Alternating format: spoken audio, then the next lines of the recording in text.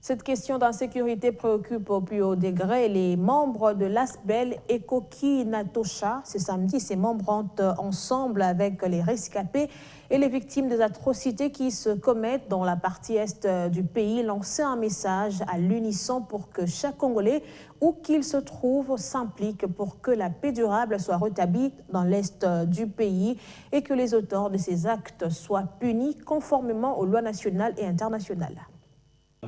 Ils sont rescapés directs pour certains et victimes pour d'autres des atrocités qui se commettent à l'est du pays par des groupes armés étrangers et locaux.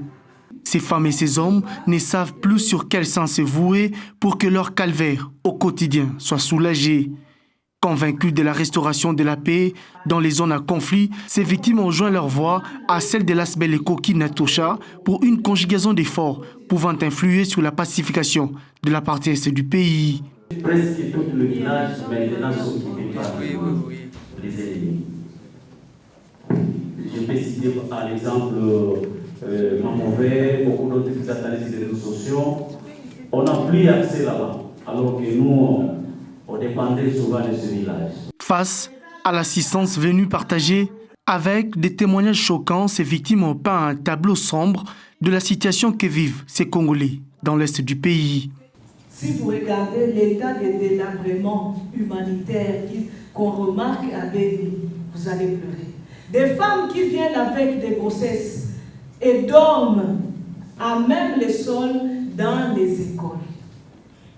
Et chaque matin, elles doivent quitter l'école pour laisser aux élèves d'étudier.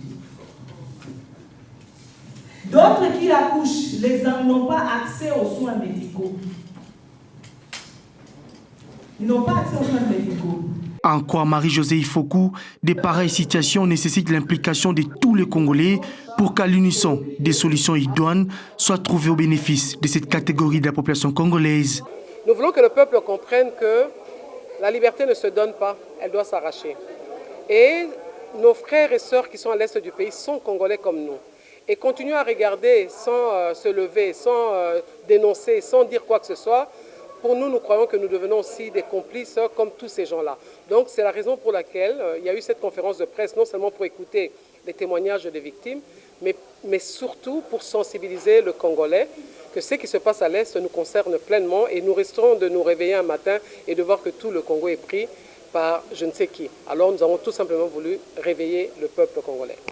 Dans les 4 murs, mais nous voulons également accompagner ce pays, notre nation, et que l'Église s'élève, que nous puissions implorer la grâce de Dieu ensemble pour que la paix soit rétablie. Optimiste quant à la suite à donner à toutes ces démarches entreprises face à cette insécurité, l'ASBEL et Koki Natosha reste déterminé à poursuivre sa lutte et à mener un plaidoyer à grande échelle jusqu'à la pacification de la partie est du territoire national.